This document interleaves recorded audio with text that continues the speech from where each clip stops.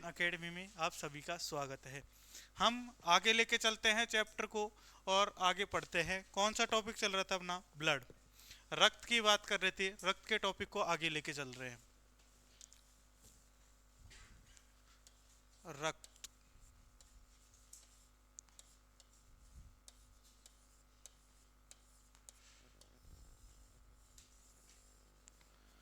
वही बात करते हैं वापिस। पहली बात, रक्त को कितने भागों में बांटा? दो भागों में। एक भाग प्लाज्मा का कर दिया, एक भाग रुधिराणुओं का कर दिया। रुधिराणुओं में बात कर रहे थे कौन कौन सी? डब्ल्यूबीसी में बांट दिया, आरबीसी में बांट दिया और प्लेटलेट में बांट दिया। अब अपन टॉपिक वाइज बात करते हुए चलते हैं। डब्ल्यूबीसी की बात कर रहे थे, किसकी? डब्ल्यूबीसी। डब्ल्यूबीसी में थोड़ा सा बताया, क्या कहा आपने कि डब्ल्यूबीसी का फुल फॉर्म कहें तो डब्ल्यूबीसी को क्या कहते हैं? बिल्कुल सही, सफेद रक्त कणिकाएं। इसकी बात करें तो इसमें संख्या की बात करें तो संख्या में कितनी होंगी? संख्या की बात करें 8,000 से कितने? 11,000 तक होंगी। और आगे बात करें तो इसमें क्या केंद्रक पाया जाएगा या नहीं पाया जाएगा? बोलो। दूसरी बात करें, इसमें हीमोग्लोबिन पाया जाएगा या नहीं पाया जाएगा? नहीं पाया जाएगा। तो इसमें क्या उपस्थित नहीं होता? हीमोग्लोबिन क्या होता है? अनुपस्थित होता है। दूसरी बात, केंद्रक की पाए कहें तो केंद्रक क्या होगा? पाया जाएगा,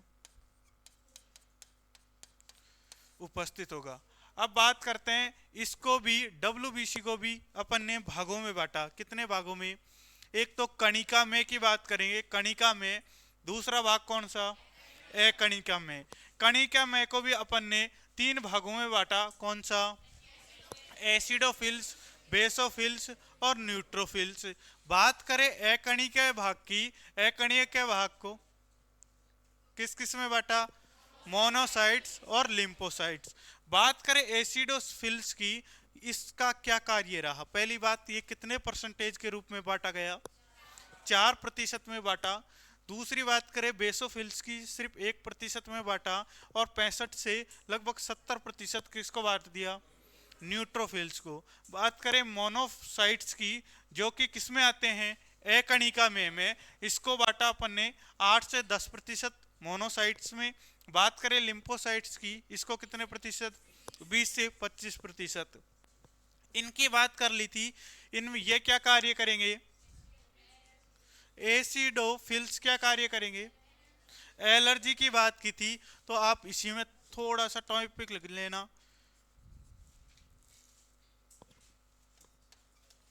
एलर्जी की बात करेंगे। जबकि बेसोफिल्स में क्या बात की? क्या? बिल्कुल, इसमें लिख लेना छोटा सा, हिपेरिन। हिपेरिन। अब हिपेरिन की बात कर रहे हैं, हिपेरिन को स्रावित कौन करता है? यकृत। इसमें बात की, ये क्या करेंगे? जीवाणु, विषाणु, इनके भक्षण का कार्य करेंगे, यानी इनको पहचान कर इनको मारने का क्या कार्य करेंगे। बात करें अकणिका में की, अकणिका में की बात करें मोनोसाइट्स की, इनका क्या कार्य था? जीवाणुओं की पहचान करेंगे, यानी जो एंटीबॉडी आएंगे जीवाणु की बात करें, जीवाणु की, वायरस की, इनकी क्या करेंगे? पहचान करेंगे। ये किस तरीके से एंटीबॉडी का निर्माण करना है। बात करें लिम्फोसाइट्स की, लिम्फोसाइट्स में क्या होगा? एंटीबॉडी का निर्माण करेंगे, यानी एंटीबॉडी का निर्माण करेंगे। समझ में आ गया? अब मैंने किस तरीके से आपको बताया था कल कि एंटीबॉडी का निर्माण नहीं होना किस तरीके से बंद हो जाता है। आज अपना यही टॉपिक था लिम्फोसाइट्स का। इसमें यही लाइन लिखनी थी।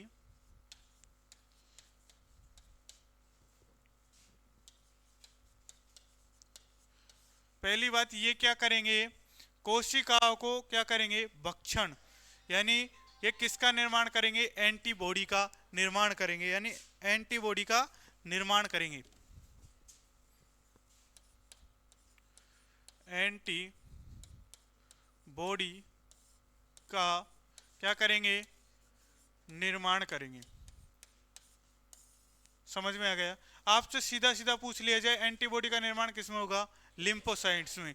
मैंने एक रोग बताया एग्जाम्पल के रूप में, कौन सा रोग, HIV रोग। यह क्या करेगा, किसको खत्म करेगा, लिम्फोसाइट्स को। लिम्फोसाइट्स में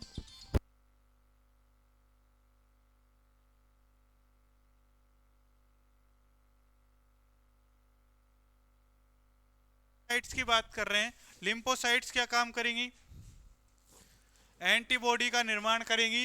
ये क्या कार्य करेंगी, ये रोगों को पहचान करने के बाद उनको एंटीबॉडी का निर्माण करेंगे, ताकि रोगों में जो भी जीवाणु वायरस आए हैं अपने अंदर, उनका क्या किया जाए, संख्या में कमी की जाए, उनको मार दिया जाए। दूसरी बात करेंगे, HIV रोग की बात कर रहे हैं। ये सर्वप्रथम कहां पे अटैक करेंगे, लिम्फोसाइट्स पर। लिम्फोसाइट्स पर अटैक करेंगे और धीरे धीरे ये क्या करेंगे, इसको खत्म करने का कार्य करेंगी। यदि लिम्फोसाइट्स नष्ट हो जाएगी तो क्या एंटीबॉडी का निर्माण हो पाएंगी? यदि एंटीबॉडी ही नहीं बनी तो धीरे धीरे क्या करने लग जाएंगे, वायरस और जीवाणु अपने शरीर में रोग को क्या करने लग जाएंगे, फैलाने लग जाएंगे। यदि HIV वायरस की बात करें तो HIV वायरस एक ऐसा वायरस है जो कि जैसे कि आपने सिरिंज के माध्यम से आप सुई हुई, यदि किसी के HIV वायरस हो रहा हो, यदि उसका सिरिंज के माध्यम से, ब्लड के माध्यम से किसी के अंदर पहुंच जाए तो यह HIV वायरस अपने शरीर में पहुंच जाता है। बात करें यौन संबंध के माध्यम से HIV वायरस पहुंचता है। अनेकों विधियों, जैसे कि अपने शरीर में किसी के माध्यम से ये क्या करेगा, शरीर में पहुंचेगा। फिर ये एक निष्क्रिय अवस्था में रहेगा। हाँ, एड्स कहते हैं इसे। वायरस की बात करें, HIV है। अब ये क्या है, एक निष्क्रिय अवस्था में रहेगा। फिर निष्क्रिय अवस्था में रहकर ये कहाँ पहुंच जाएगा, एक निष्क्रिय अवस्था में रहेगा। ये क्या करेगा, जो हमारे शरीर में एंटीबॉडी बनी है उसको क्या करेगा, नहीं पहचानने देगा, यानी एक पहचानने नहीं देगा कि मैं किसी रोग को क्या कर सकता हूँ, उत्पन्न कर सकता हूँ। तो एंटीबॉडी से क्या करेगा, एक धीरे धीरे मित्रता करने लग जाएगा। जब इसको पहचान को क्या करेगा, ये गुमराह करने लग जाएगा एंटीबॉडियों को। फिर ये धीरे धीरे किसको नष्ट करना प्रारंभ कर देगा, लिम्फोसाइट्स को प्रारंभ कर देगा, नष्ट करना प्रारंभ कर देगा।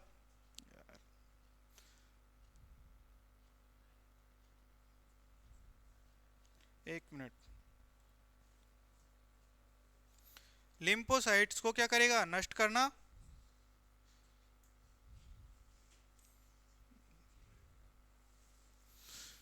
हाँ, लिम्फोसाइट्स को क्या करने प्रारंभ कर देगा, नष्ट करना प्रारंभ कर देगा।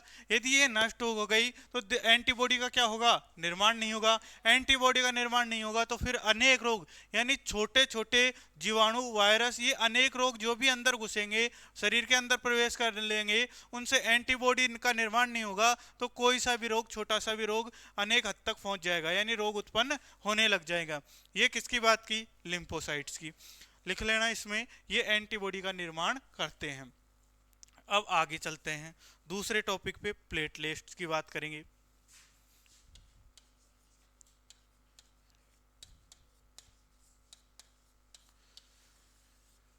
ये क्या कार्य करते हैं, ये रक्त में थक्का जमाने का काम करते हैं। दूसरी बात, स्तनधारियों की बात करें, यदि इनकी संख्या की बात करें तो इनकी संख्या कितनी होती है। यदि आप रिपोर्ट में कभी अपन जांच कराने जाते हैं, पहली बात, ये डेंगू बुखार होता है, इसके दौरान ये क्या हो जाते हैं, कम हो जाते हैं। इसकी जांच कराने जाएं तो उनमें संख्या निर्धारित होती है कि लगभग इतने तक रहा तो इंसान क्या है, स्वस्थ है। यदि इससे कम आ गया तो अस्वस्थ हो जाएगा, इससे ज़्यादा चले गए तो भी अस्वस्थ हो जाएगा, क्योंकि संख्या क्या हो जाएगी, फिर बढ़ने लग जाएगी। तो इनका क्राइटेरिया होता है। दूसरी बात, ये कार्य क्या करते हैं, प्लेटलेट का होना, किस प्रकार रक्त का थक्का नहीं जमने देंगे, वो देखिए। पहली संख्या की बात करें तो इनकी संख्या कितनी होगी भाई, लगभग 1.5 से कितनी, 4 लाख तक। 4 लाख तक इनकी संख्या होती है।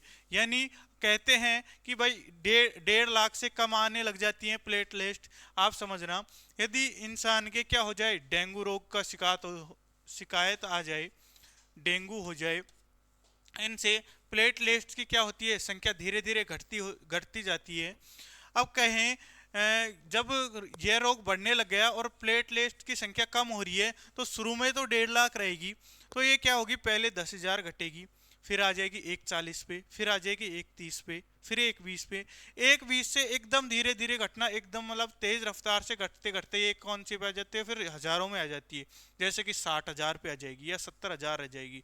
फिर बोलते हैं 40,000। 40,000 से नीचे जाते ही इंसान का मृत्यु का खतरा ज़्यादा बढ़ जाता है। तो किसकी बात कर रहे हैं, प्लेटलेट्स की। इसकी बात करें तो इसमें क्या कितने निर्धारित किया है संख्या, यानी 1.5 लाख से लगभग 4 लाख तक इनकी क्या होगी, संख्या होगी।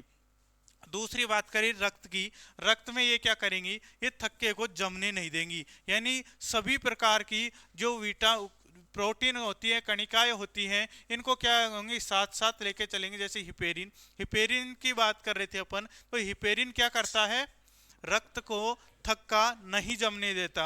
अब हिपेरिन भी किसी न किसी के साथ तो चल दे गई, तो ये क्या कार्य करेंगी, पहली बात स्तनधारियों में रक्त के थक्के को जमने नहीं देती, यानी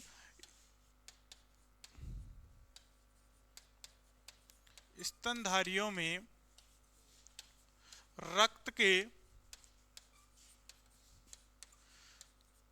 थक्के को क्या नहीं करने देती, जमने नहीं देती। अब आपसे पूछ लिया जाए हिपेरिन की, तो क्या पाया गया, हिपेरिन पाया गया। समझ में आ गया। अब इसी में ही बात कर रहे हैं कि भाई एंटीजन एंटीबॉडी, तो उनकी बात करें कौन कौन से, तो एंटीजन किस तरीके से पाई जाएंगी, कौन से एंटीजन किस प्रकार से पाए जाएंगे। बात ही कर रहे हैं रक्त की, तो एक बात और नॉलेज के लिए, आदान प्रदान। यदि रक्त की बात करें तो रक्त का आदान प्रदान करना क्या होता है, यानी किसी से रक्त को ले लो या फिर किसी को दे दो रक्त का।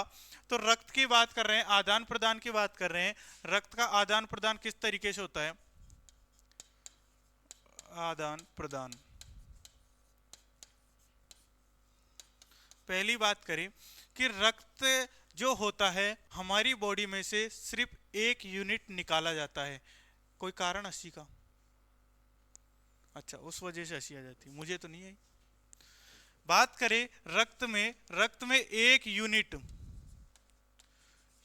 यूनिट की बात करें, हमारे शरीर से जब अपन दान करने जाते हैं रक्त, तो कितने यूनिट निकाला जाता है, सिर्फ 1 यूनिट। 1 यूनिट की कहें तो लगभग कितने ml, 200 ml, कितना ml, 200 ml क्या निकाला जाता है, रक्त निकाला जाता है। तो अपन रक्त दान करते हैं, जो 1 यूनिट करते हैं, लगभग 200 ml की बात करेंगे। बात करें इसी में ही रक्त की, कि रक्त जो होता है इसमें कौन सा पाया जाता है, हिपेरिन। हिपेरिन की बात करें, हिपेरिन पाया जाता है। अब पाया जाता है तो ये कार्य क्या करेगा, रक्त में थक्का नहीं जमने देगा। सीधा सीधा क्वेश्चन आ जाता है। अब इससे रक्त में थक्का नहीं, जैसे मैंने बताया आपको एनीमिया रोग, एनीमिया रोग क्या होता है, एनीमिया रोग बताया क्या होता है, एक बताया मैंने, यहीं लिख लेना रोग में, एनीमिया।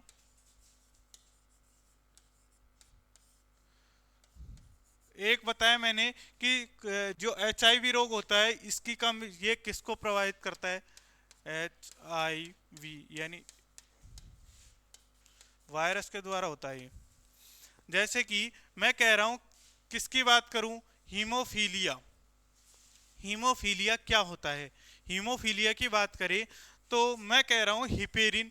हिपेरिन क्या होता है कि रक्त को क्या नहीं करने देता, जमने नहीं देता। अब रक्त को जमने नहीं देगा तो रक्त क्या नलिकाओं में बहता रहेगा। अब बात करें, मान लो हिपेरिन नहीं पाया गया और किसी में एक रोग उत्पन्न हो गया कि यह रक्त बहता रहे, जैसे हिपेरिन की मात्रा सर्वाधिक हुई, रक्त बहता रहा, रक्त में थक्का नहीं जम रहा, तो रक्त में थक्के जमने की बात करें तो मैंने आपको प्रोटीन के नाम बताए, कौन कौन से, प्रोथ्रोम्बिन और फाइब्रिनोजन प्रोटीन। अब मैं कह रहा हूं रक्त जो हिपेरिन होता है ये तो क्या करने नहीं देता, रक्त में, अब ये सीधे सीधे क्वेश्चन आते हैं। पहली बात, रक्त में थक्का नहीं जमने देता, जमने देता। अब एक रोग पाया जाता है, कौन सा, हीमोफीलिया रोग पाया जाता है। यह आखिर क्या करता है, इसमें क्या होता है, रक्त का थक्का जमता ही नहीं है। रक्त का थक्का कैसे नहीं जमता कि इस रोग, ये पहली बात तो ये अनुवांशिक बीमारी है। अनुवांशिक मतलब यह बचपन से ही पैदा होती है।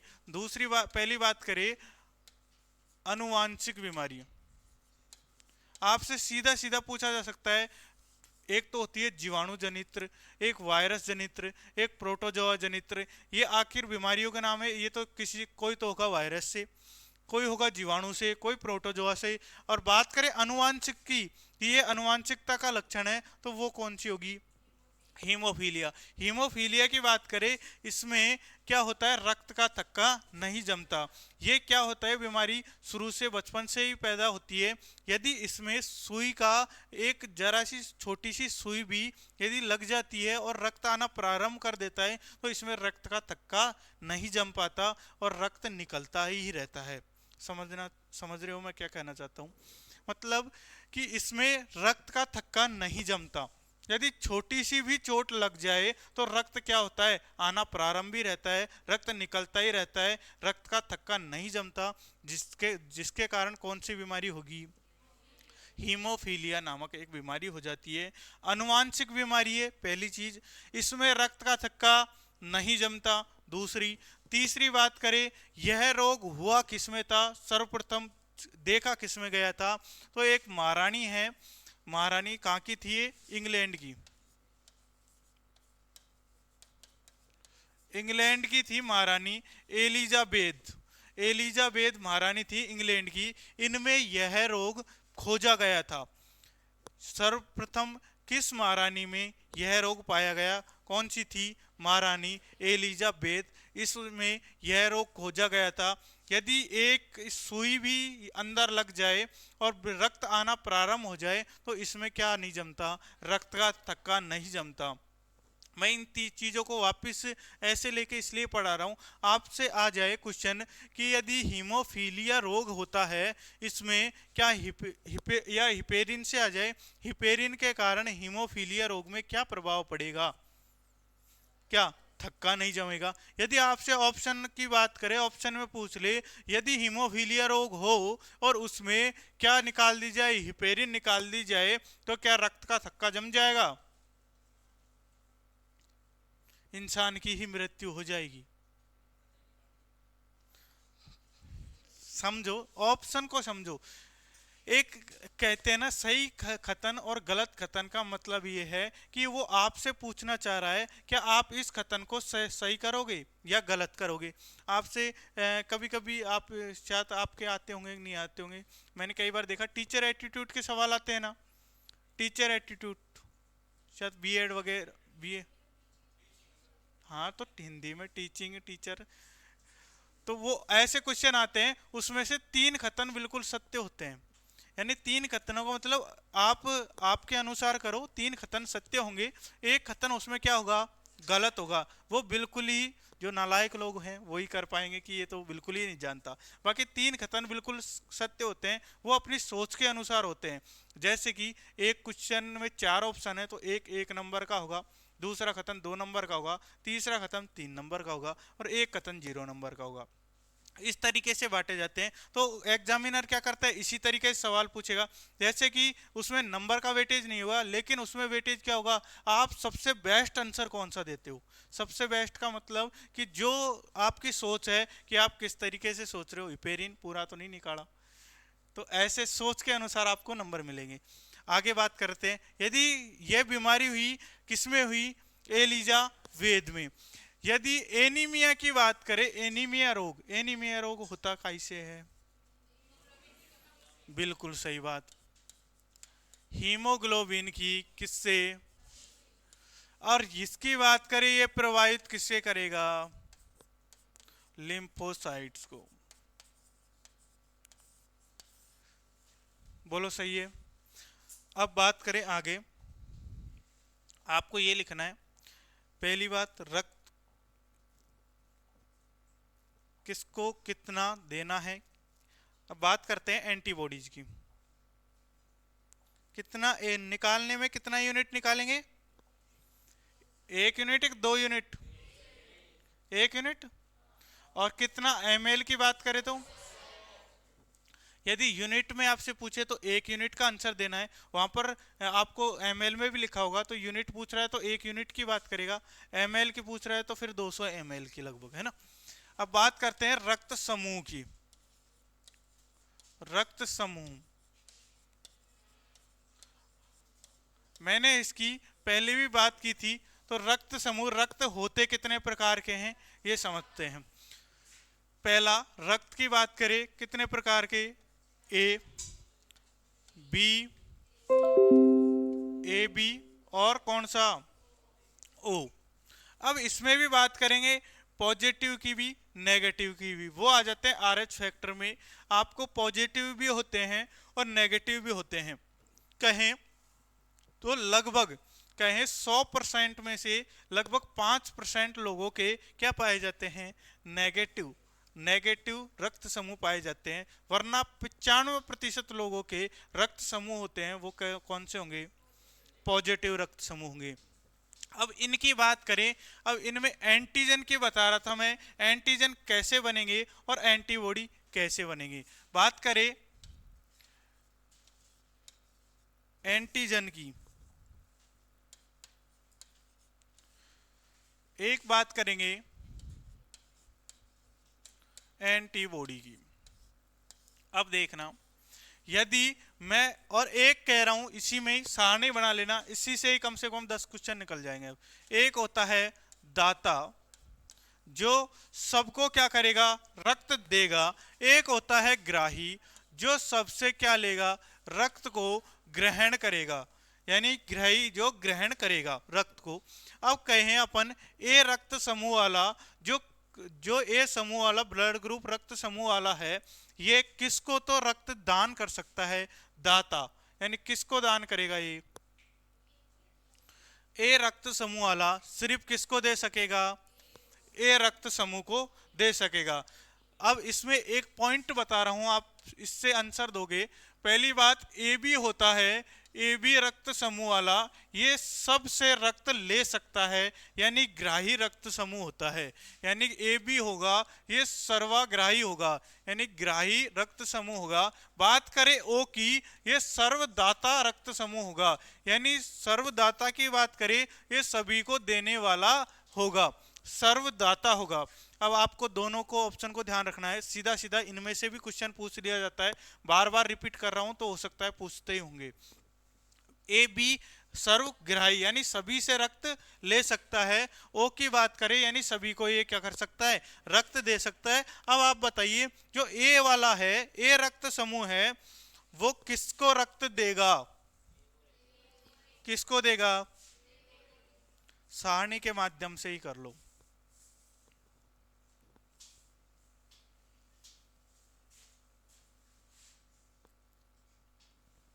किसको देगा ये रक्त समूह, यदि ग्रहण करने की बात करें किसको दे सकता है, ए को, और किसको देगा, ए बी को, क्योंकि यह सभी से रक्त क्या कर सकता है, ग्रहण कर सकता है, ए और बी को। बात करें बी की, यदि बी किसी को देने जाए रक्त तो कौन कौन से रक्त समूह को दे सकता है, बी को तो देगा ही, और किसको देगा, ए बी को।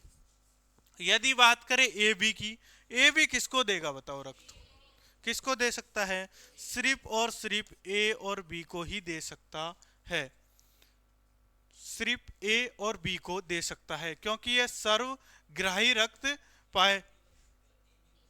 ए बी को, तो ए बी लिखा है, कहाँ लिखा है, अच्छा ए बी को ही तो कह रहा हूं, ए बी को दे सकता है। ओ की बात करें, ओ किसको देगा, एक को भी देगा, बी रक्त समूह को भी देगा, और ए भी क्या है, सर्वग्राही है, इसे तो देगा, और ओ को दे सकता है।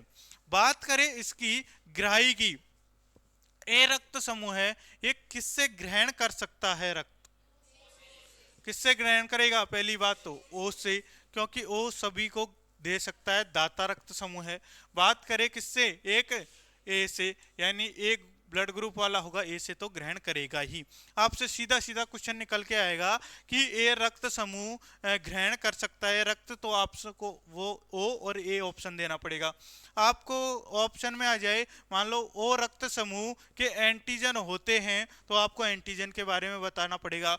बी रक्त समूह के एंटीबॉडी होते हैं, तो एंटीबॉडी के बारे में बताना पड़ेगा। इस सारणी के माध्यम से बहुत सारे क्वेश्चन निकलेंगे, जैसे कि बी रक्त समूह किसको दाता है या किसको दान कर सकता है, फिर आपको ऑप्शन में देख के बताना पड़ेगा। तो आ जाइए, बात करें उसकी बी की, तो बी किसको देगा? बी को तो देगा ही। बात किसकी करें? और ओ से क्या कर सकता है? ग्रहण कर सकता है। बात करें ए बी की, तो ए बी क्या करता है? सर्वग्राही है, तो सबसे ग्रहण करेगा, यानी ओ भी दे सकता है इसको बात करें ए भी दे सकता है, इसको बी भी दे सकता है, और ए और बी तो दे ही सकता है। तो यानी सर्वग्राही की बात करें, तो यदि ऑप्शन में ये दे दिया जाए आपको, बी रक्त समूह वाला जो रक्त है वो किस से ग्रहण करेगा, यदि आपको 3 ऑप्शन बना दे या किससे ग्रहण नहीं करेगा ऐसा दे दिया जाए, आपको ऑप्शन दे दिया जाए कि बी रक्त समूह वाला किससे ग्रहण नहीं करेगा, अब आपको पता है सबसे ग्रहण करेगा, और ऑप्शन ही वहां पे ये डाल दिया जाए, जैसे कि ऑप्शन बनाने वाला ए दे दे एक ऑप्शन में, एक ऑप्शन में बी दे दे, एक ऑप्शन में सी दे दे, एक ऑप्शन में ओ दे दे, तो किससे नहीं ग्रहण करेगा? तो आप कौन सा करोगे? क्योंकि ये तो ऑप्शन, ये तो रक्त समूह का ही नाम नहीं है। या फिर आपसे ऐसे दे दे, सी की नहीं देके उपयोग सभी, किससे ग्रहण करेगा? उपयोग सभी से। नहीं की बात करें तो नहीं एक ऑप्शन में देगा जिससे नहीं करेगा। तो ऐसे क्वेश्चन बनेंगे, है ना। अब बात करते हैं किसकी? ओ की। ओ वाला है, तो ओ वाला किससे ग्रहण करेगा? सिर्फ ओ से ही क्या करेगा? ग्रहण करेगा, यानी ओ से ही ग्रहण करेगा। अब इसमें भी क्या होंगे? नेगेटिव से भी होंगे, पॉजिटिव से भी होंगे, लेकिन बात करेंगे अभी इनकी। अब बात करें एंटीजन की, एंटीजन की बात करेंगे, फिर बात करेंगे एंटीबॉडी की। बात करें एंटीबॉडी की, तो ए रक्त समूह के एंटीबॉडी बनाएगा, तो वो कौन सी बनाएगा? एंटीबॉडी, यानी कहें, अब समझो एंटीजन का मतलब ये होता है, एक तो सेम सेम एंटीजन, एंटीबॉडी जो शत्रु पैदा करेगा। जैसे कि मान लो ए रक्त समूह है, आप इसके बी रक्त समूह वाला चढ़ा दो, तो क्या होगा? इसमें एंटीबॉडी उत्पन्न होगी। तो ए रक्त समूह किससे करेगा? बी से। एंटीबॉडी क्या बनाएगा? बी। जबकि बी रक्त समूह कौन सी एंटीबॉडी बनाएगा? ए वाली। अब यदि एंटीजन की बात करें, यानी सेम सेम दोस्त एक तरीके से, तो यदि ये ग्रहण कर सकता है, एक्सेप्ट कर सकता है, ये किसको करेगा? ए वाला। ए को ही कर रहा है भाई साहब, एंटीबॉडी भी ए ही रहेगी, खुद की तो खुद की ही रहेगी। और बी की बात करें, बी की एंटीबॉडी क्या रहेगी? बी रहेगी। नहीं, एंटीजन ए का ए ही रहेगा और बी का बी ही रहेगा, लेकिन एंटीबॉडी बनाएगा तो एंटीबॉडी किससे बनाएगा? बी से और ए से। आपको समझना है अभी। अब बात कर रहे हैं ए और बी की। अब एंटीजन तो क्या पाए गए? ए और बी, यानी एंटीजन तो क्या पाएंगे? ए और बी, लेकिन एंटीबॉडी नहीं पाए जाते, एंटीबॉडी कोई होगा ही नहीं। तभी जाके तो ये क्या करेगा? सबसे रक्त ग्रहण कर लेगा, सबसे क्या कर लेगा? रक्त ग्रहण कर लेगा। लेकिन इसमें एंटीजन तो कोई पाया ही नहीं जाता। किसमें? ओ में। तभी जाके तो क्या पाएंगे? सभी को क्या कर सकता है? रक्त दे सकता है, लेकिन एंटीबॉडी ओ पाया जाएगा। क्यों पाया जाएगा? क्योंकि ये लेगा, और एंटीबॉडी ओ है, तो लेगा तो सबको क्या करेगा? एक्सेप्ट ही नहीं करेगा।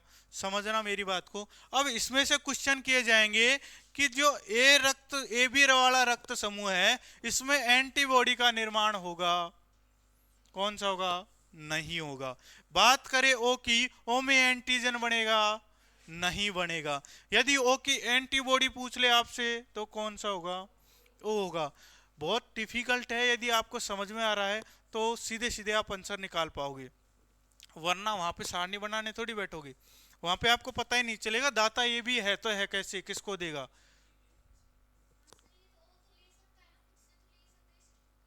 किसमें वो ले सकता है?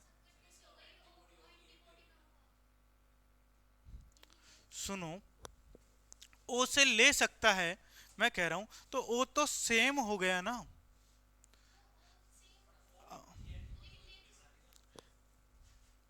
अच्छा सुनो, मैं यही समझाना चाह रहा था, एक समझो। एंटीजन का मतलब ये होता है कि खुद का ब्लड ग्रुप जो है तो है ही एंटीजन का, लेकिन इसमें एंटीजन पाए नहीं जाते। समझो मेरी बात को, ये ब्लड ग्रुप का अलग है, ये तो नाम है। आप ये समझ रहे होंगे कि सर ए ब्लड ग्रुप है तो ए एंटीजन ए ही होगा, ऐसी बात नहीं तो। कैसे आएगी? कैसे आएगी? हाँ,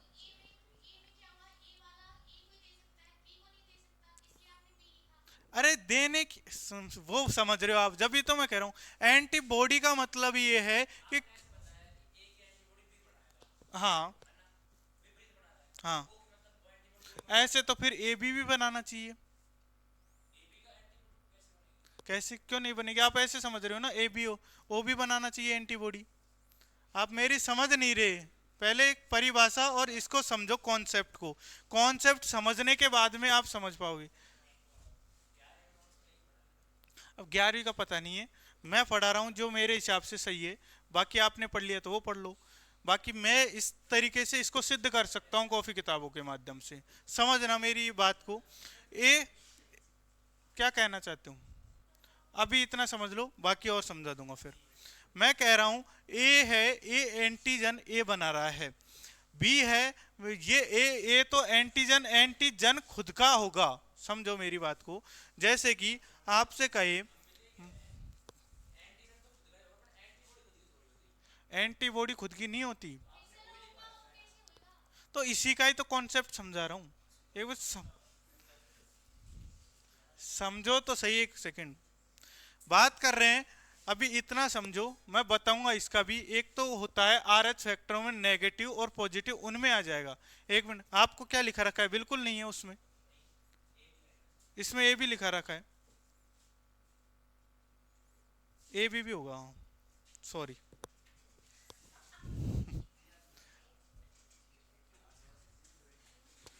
ए बी होगा। हाँ, बात करें ए की, एंटीजन की बात कर रहे हैं, बी पाया गया। ओ का तो ऐसे बता रहा था मैं, नेगेटिव और पॉजिटिव की बात कर रहा था। नेगेटिव मतलब कि एक कहते हैं कि लगभग 95% लोग बाग क्या पाए गए? पॉजिटिव पाए गए। लेकिन 1% की बात करें तो नेगेटिव की बात ऐसे कर रहा था, जैसे कि आर एच फैक्टर होंगे। आर एच जैसे कि एक होगा क्या? पॉजिटिव। कहें कि ए पॉजिटिव है, बी पॉजिटिव है और ए बी पॉजिटिव है। सुना है? एक होगा, इसी को क्या कहेंगे? नेगेटिव है, ये नेगेटिव है, ये नेगेटिव है। अब कहें, मैं कहना चाह रहा हूं लगभग 95% 95% लोग होंगे वो क्या होंगे? पॉजिटिव पाए जाएंगे। जबकि 5% लोग होंगे वो क्या कहेंगे? नेगेटिव होंगे। अब अपन को रक्त समूह का भी जांच करना है कि रक्त समूह अपन क्या करेंगे? पॉजिटिव होगा तो किसको चढ़ाएंगे? पॉजिटिव को चढ़ाएंगे। लेकिन नेगेटिव होगा तो उसका नेगेटिव को चढ़ाएंगे। कभी कभी समझना, मान लो किसी की शादी है, ये नर है, ये मादा मान लो। यदि नर क्या हुआ? पॉजिटिव हुआ, और मादा क्या हुई? नेगेटिव हुई। यदि इसमें क्रॉस करवाया जाए, क्रॉस हो और बच्चा संतान उत्पन्न हो, तो इसकी फर्स्ट संतान है वो तो उत्पन्न हो जाती है। लेकिन जब नेक्स्ट संतान की बात करें तो वो क्या होती है? मृत उत्पन्न होती है, यानी मर जाती है। कभी कभी आपने सुना होगा कि बच्चे उत्पन्न होने पर माँ की क्या हो गई? डेथ हो गई और बच्चा उत्पन्न हो गया। होता है ऐसा। तो वो यही केसेज में होगा। पहली बात कि यदि जो मादा है वो यदि नेगेटिव है और नर पॉजिटिव है तो बच्चा होगा, प्रथम बच्चा उत्पन्न हो जाता है, लेकिन सेकंड बच्चा होता है वो क्या होता है, मृत उत्पन्न होने लग जाता है। दूसरी बात करें, यदि नर नेगेटिव है और मादा पॉजिटिव है तो फिर बच्चे उत्पन्न नहीं होते। अब समझना, इसी की बात कर रहा हूं। मान लो ये रक्त सेल्स हैं, नलिकाएं हैं, इनमें यदि रक्त मान लो ए बह रहा है, ए एक ब्लड ग्रुप वाला रक्त बह रहा है, यदि इसमें आप यदि सिरिंज का माध्यम से, यदि छोटी सी भी सिरिंज के माध्यम से यदि इंजेक्शन के रूप में क्या चल जाए, रक्त चल जाए, कौन सा, बी, मान लो बी चल जाए। अब मैं कह रहा हूं बी, तो इसमें एंटीबॉडी पाई गई, यानी एंटीबॉडी यदि नेगेटिव चढ़ाओगे तो यही जो नस है उसमें क्या चढ़ जाएगी, मान लो ये पॉजिटिव है, ये नेगेटिव चढ़ा रहे हो, तो इसमें क्या जम जाएगा, ब्लड का थक्का जम जाएगा, ब्लड वहीं जाम हो जाएगा और नलिकाएं क्या हो जाएंगी, रुक जाएंगी। यदि ऐसा होता होता, अभी आपने सुना है मस्तिष्क में ब्लड क्लोटिंग हो गई, यानी मस्तिष्क की जो नसें होती हैं उनमें क्या जम गया, रक्त का थक्का जम गया। अब उसी बात करें, यदि ए बी, जिसमें क्या पाई गई, एंटीबॉडी, मैं बात कर रहा हूं ए रक्त समूह में कौन सी पाई गई, बी एंटीबॉडी। यदि बी एंटीबॉडी, यदि बी ब्लड ग्रुप अपन चढ़ा रहे हैं तो इससे क्या करेंगी, क्रिया करेंगी और एक एंटीबॉडी का निर्माण कर लेंगी, जिससे जो नलिकाएं होती हैं इनमें रक्त का क्या जम जाएगा, थक्का जम जाएगा। इसीलिए अपन बात कर रहे हैं कि भाई बी ब्लड ग्रुप वाले को ए ब्लड ग्रुप वाले के क्यों नहीं चढ़ाया जाता। अभी एक हुआ भी अपने कैसी हॉस्पिटल में, शायद यहाँ का ही है कोई, तो उसी के यही हुआ था, अब ये पता नहीं है कहाँ का है, लेकिन बात कर रहे थे किसकी, बी ब्लड ग्रुप और ए ब्लड ग्रुप की। उसमें क्या होता है कि यदि सेम ब्लड ग्रुप का है तो फिर वो क्या करते हैं, एंटीजन पाए जाते हैं, क्रिया करके सेम ब्लड ग्रुप चढ़ जाता है। लेकिन बात करें किसकी, एंटीबॉडी की, यदि अलग ग्रुप का ब्लड ग्रुप चढ़ाने पर क्या हो जाती है, ब्लड क्लोटिंग होती है, वहीं इंसान की क्या हो जाती है, मृत्यु हो जाती है। बात करें रक्त की, हाँ अभी ये समझ लो, रक्त की बात करें तो रक्त लगभग कितने डिग्री, 40 डिग्री सेल्सियस, यानी 35 से 40 डिग्री सेल्सियस पर अपनी बॉडी में पाया जाता है। यानी अपनी जो रक्त का टेम्परेचर की बात करें वो कितना होगा, हाँ मैंने 35 से और 40 डिग्री की बात कर रहा हूँ। इसमें मध्य में आजकल क्वेश्चन आ जाते हैं, कई बार एग्जामिनर का जैसा मूड होता है वैसा क्वेश्चन करे, लेकिन करेगा इसके बीच में से। यदि औसतन की बात करें 37 पूछ ले हो तो बहुत बढ़िया है, लेकिन करेगा इसके बीच में से। बात करें 35 से 40 की बीच में अपने शरीर का तापमान इसमें तो होता ही है, बाहर चाहे कितना भी टेम्परेचर हो, लेकिन बॉडी का टेम्परेचर का अंदर का जो तापमान है वो 35 से 40 डिग्री सेल्सियस पर होता है। अब यदि अपन उसको बाहर निकाल रहे हैं, रक्त को बाहर निकाल रहे हैं, तो अपन क्या करते हैं, उसमें पहली बात कि रक्त में कौन क्या पाया जाता है, हिपेरिन। अब इसका बार बार लेने का मतलब यही है, अब आपसे इसमें क्वेश्चन बनाया जाए, हिपेरिन रक्त में से बाहर निकालते हैं, रक्त बाहर निकालने पर वायु के संपर्क में आने पर क्या सक्रिय होगा या निष्क्रिय हो जाता है, रक्त में बाहर आने पर हिपेरिन निष्क्रिय हो जाता है। यदि निष्क्रिय हो गया तो रक्त क्या होगा, जम जाएगा, और जम जाएगा तो जमने के लिए बचाना है तो क्या मिलाते हैं, सोडियम साइट्रेट का उपयोग करते हैं। तीनों क्वेश्चन क्लियर यहीं। अब यदि इसकी बात करें तो 40 डिग्री फ़ारेनहाइट पर इसको बाहर रखा जाता है। लगभग अपन 5 से 10 दिन के बीच में लगभग इसको क्या रख सकते हैं, सक्रिय रह सकते हैं, तरल अवस्था में इसको रख सकते हैं। ये दोनों पॉइंट ऊपर लिख लेना सीधे सीधे। अब बात करते हैं रक्त के थक्के जमने की। एंटीजन, एंटीबॉडी, दाता और ग्राइसिस, सिर्फ ऐसे कैसे क्वेश्चन उठेंगे, कैसे कि जैसे पूछ लिया जाए ए रक्त समूह का जो दाता है वो किसको दान कर सकता है, पहली चीज। ग्राही किससे है, कौन सा एंटीजन पाया गया, कौन सी एंटीबॉडी पाए गए। अब आपको एक कॉन्सेप्ट और है क्लियर करने के लिए,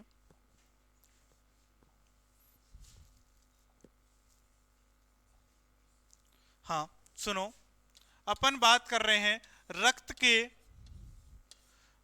के थक्के की। सुनो अपना हो जाएगा। जी जी बोलो।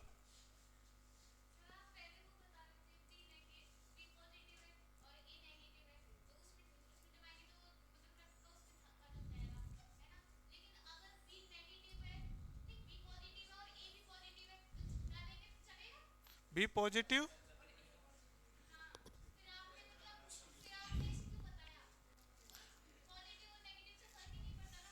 अरे ये इसमें नहीं पड़ता, लेकिन बात कर रहा हूं मैं किसकी, आर एच फैक्टर की, उसमें बहुत फर्क पड़ता है।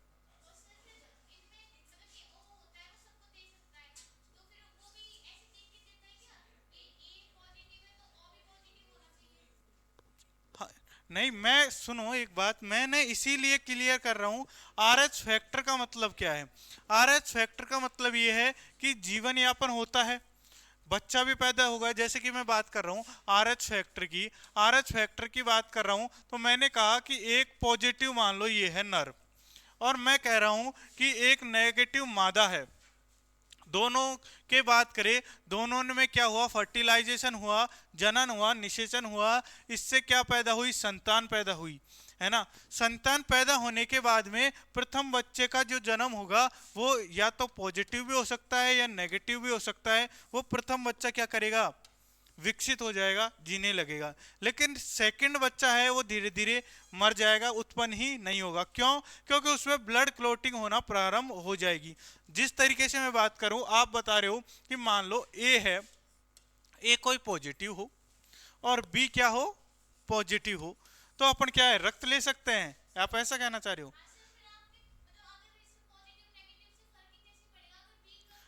पॉजिटिव नेगेटिव से फर्क पड़ता है, इसलिए पड़ता है, बी पॉजिटिव है और आप इसके बी नेगेटिव रक्त समूह वाला चढ़ा रहे हो, तो फर्क नहीं पड़ेगा क्या?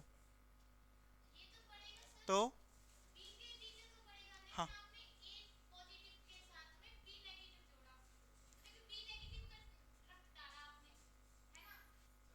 अरे डाल कहाँ रहा हूं मैं, वही बात। रुको अभी टॉपिक कंप्लीट कर लो, मैं समझा दूंगा। बात करें रक्त की, हाँ बोलो। रुको मैं आर एच फैक्टर बताऊंगा, अभी मैं थक्का बता रहा हूँ, मैं पूरे एक एक टॉपिक लेके चल रहा हूँ। अब रक्त के थक्के की बात कर रहे हैं ना, सुनो, रक्त के थक्के की बात कर रहे हैं। पहली चीज कि हिपेरिन के द्वारा, मैं बार बार नोटिस करा रहा हूं, सुनना। अब मैं आपको प्रोटीनों के नाम और इनको बताऊंगा। टाइम क्या होगा बताना?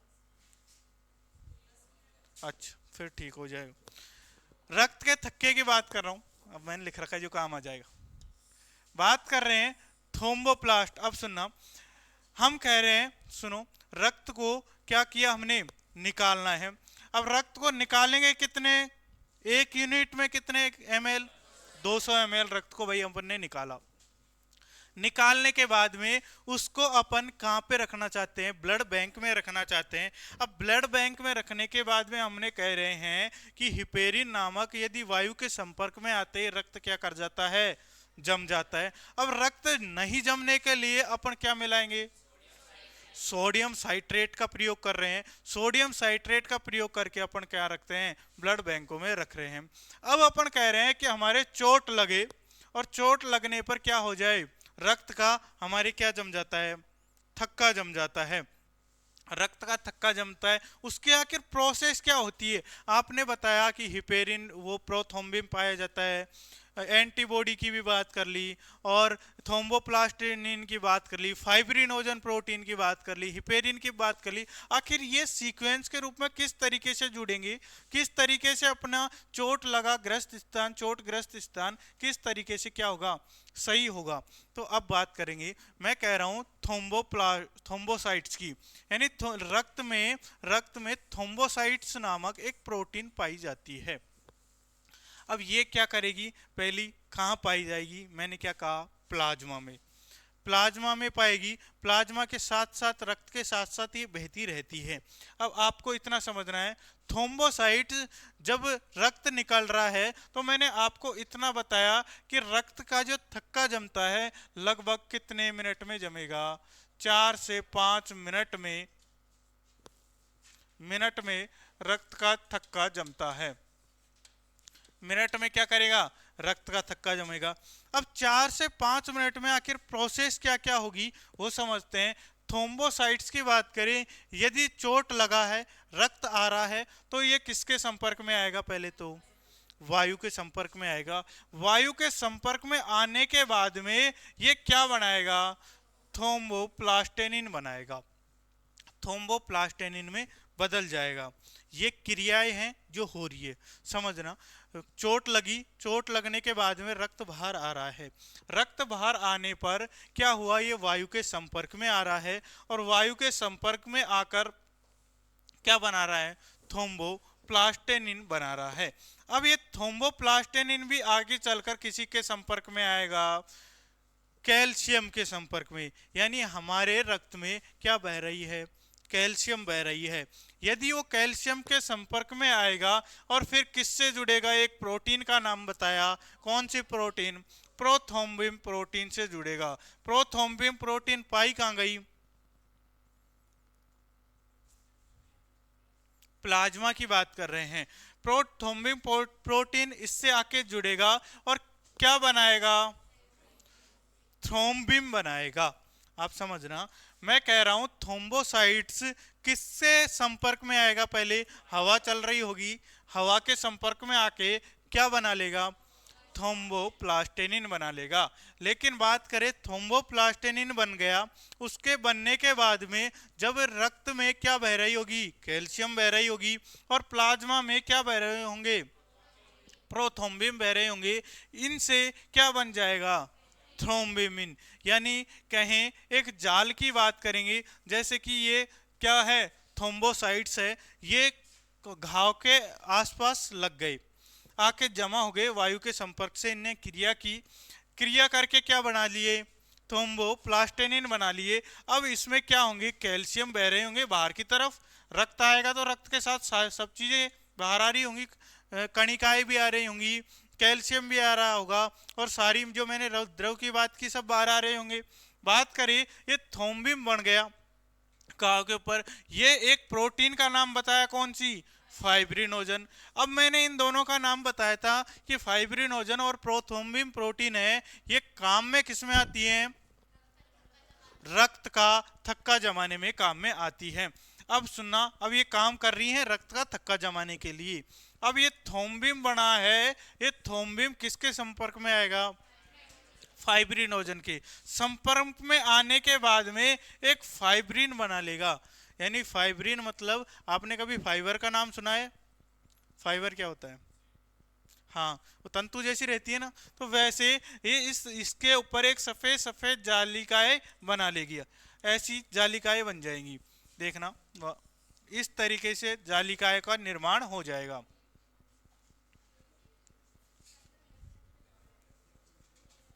हाँ इधर देखो, इस तरीके से जालिकाएं क्या होंगी, बन जाएंगी। अब ये फाइब्रिन बन गया, मैं कह रहा हूं फाइब्रिन बनने के बाद में ये इसमें कह रहा हूं रक्त में क्या पाए गए, रुधिराणु पाए गए। रुधिराणु में भी क्या क्या पाए गए, आरबीसी पाई गई, डब्ल्यूबीसी पाई गई, प्लेटलेट्स पाई गई, जो रक्त का थक्का जमाने का काम करेंगी। समझ में आया, प्लेटलेट्स मैंने क्यों लिखाया था वहां पे, रक्त का थक्का जमाने का काम करेंगी। अब मैं कह रहा हूं फाइब्रिन है, फाइब्रिन फाइब्रिन किससे मिलेगी, रुधिराणु से, जैसे आरबीसी हुई, डब्ल्यूबीसी हुई, प्लेटलेट, ये कण क्या करेंगे, इसमें आकर क्या होंगे, जमा होने लग जाएंगे। किसमें, फाइब्रिन बना है जिसमें, ये कण क्या हुए, आकर जमा होने लग गए। अब जमा होने लग गए तो धीरे धीरे क्या हो गया, रक्त आना बंद हो गया और एक परत का निर्माण हो गया, जिसे हमारी भाषा में अपन, तो रक्त का क्या हो गया, थक्का जम गया। अब आपसे प्रोसेस के रूप में क्वेश्चन किए जा सकते हैं, इसमें से कम 10-15 क्वेश्चन निकाल सकते हो। कि पहली बात कि वायु के संपर्क में कौन आता है जिससे किसका निर्माण होगा, थ्रोम्बोप्लास्टिन का निर्माण होगा, और थ्रोम्बोसाइट संपर्क में आता है। बात करें, प्रोथ्रोम्बिन प्रोटीन है, ये किसके साथ अभिक्रिया करके थ्रोम्बिन प्रोटीन का निर्माण करती है, तो किसके साथ, थ्रोम्बोप्लास्टिनिन के साथ। थ्रोम्बोप्लास्टिनिन है, इसके साथ क्या कैल्शियम मिलता है? इसके आगे कौन सी क्रिया होती है? पहली बात तो नाम के क्वेश्चन उठेंगे, किस प्रोटीन किससे क्रिया करके कौन सी अभिक्रिया हो रही है, क्या निकल रहा है, क्या बन रहा है, वह बन के किसके साथ जुड़ रहा है। यानी पहली बात कर रहा हूं, थ्रोम्बोसाइट्स वायु के साथ संपर्क में आया और थ्रोम्बोप्लास्टिनिन बना लिया। अब ये थ्रोम्बोप्लास्टिनिन ही किसी के साथ जुड़ेगा? कैल्शियम के साथ और प्रोथ्रोम्बिन के साथ। यानी यही है तो जो बना था ना वायु के संपर्क में आके, यही कैल्शियम और प्रोथ्रोम्बिन के साथ जुड़ रहा है। जुड़ने के बाद प्रोथ्रोम्बिन थ्रोम्बिन बना रहा है, प्रोथ्रोम्बिन के साथ थ्रोम्बिन बना रहा है। अब वही थ्रोम्बिन किसके साथ जुड़ेगी? फाइब्रिनोजन के साथ। और किसका निर्माण करेगी? फाइब्रिन का निर्माण करेगी। और फाइब्रिन की बात करें, फाइब्रिन किसका निर्माण कर रहे हैं? रुधिराणुओं का निर्माण कर रहे हैं। रुधिराणु आके उसमें पस रहे हैं, जाल में पस रहे हैं, और क्या बन रहा है? रक्त का थक्का जम रहा है। समझ में आई प्रोसेस? ऐसे कैसे? ये चारों छाप दो। एक एक तो किसमें, यदि आपके पास लाइन हो तो प्लेटलेट्स के नीचे तरीके से, यदि छोटे छोटे में ये रिएक्शन कर पाओ तो। नहीं तो टॉपिक मैंने डाला रखा है आपको, क्या? रक्त का थक्का। अब यदि किसी को लिखना है तो मैं लिखा भी रहा हूं, फिर अभी लिखा दूंगा। ये चारों अभी मैं आप संपर्क कर लूंगा, एक मिनट। ये फटाफट लिख दो जल्दी।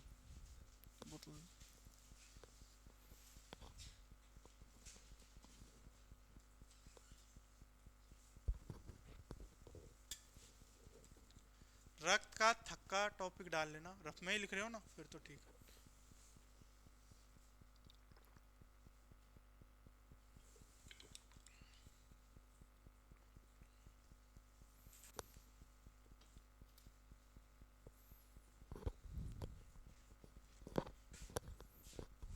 आपने तो पहले ही लिख लिया होगा, साथ के साथ ही लिख रहे थे।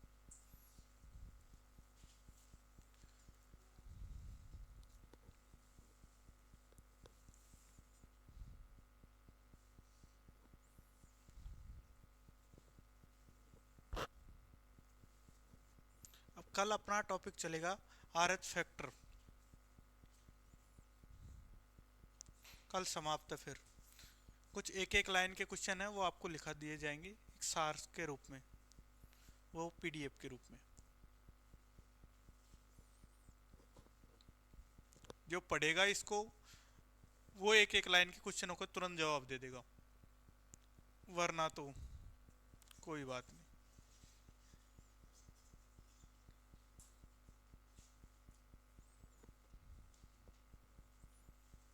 याद है आपको?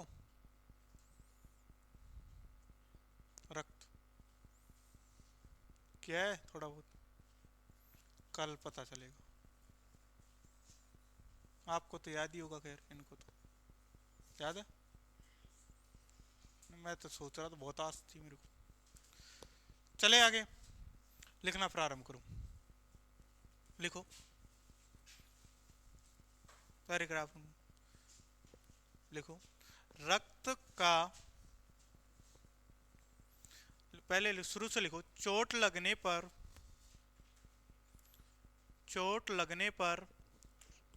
रक्त बाहर निकलता है तथा थ्रोम्बोसाइट्स प्रोटीन भी रक्त के साथ बाहर निकलती है। लिख लिख, मैं पढ़ूंगा, इसको लेके भी जाऊंगा। हाँ, पन्ने को ले जाऊंगा। बाहर निकलती है। यह वायु के संपर्क में आने पर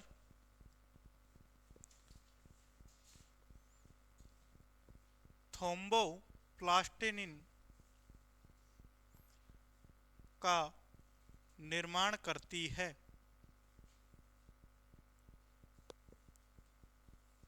किसका निर्माण करेगी? थ्रोम्बोप्लास्टिनिन का। तथा थ्रोम्बोप्लास्टिनिन कैल्शियम व प्रोथ्रोम्बिन प्रोटीन के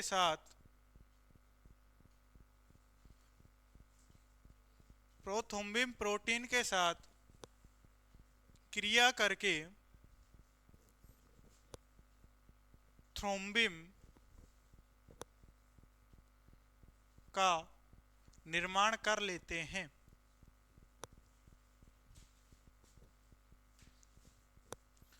यह थ्रोम्बिन फाइब्रिनोजन प्रोटीन के साथ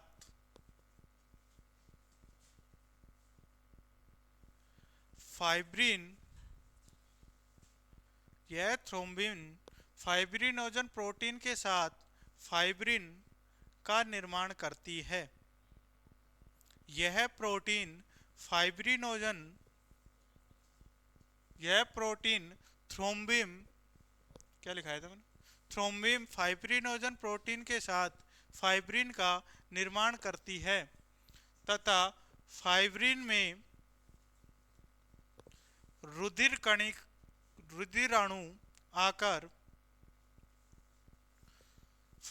में रुधिराणु आकर जमा होना प्रारंभ कर देते हैं। यह प्रक्रिया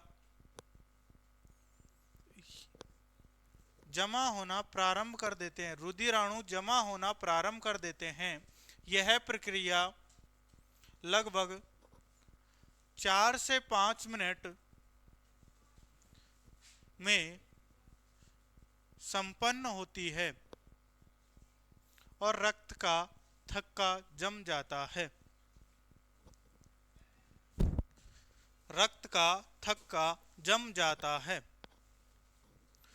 थैंक यू। आज के लिए कल बात करते हैं।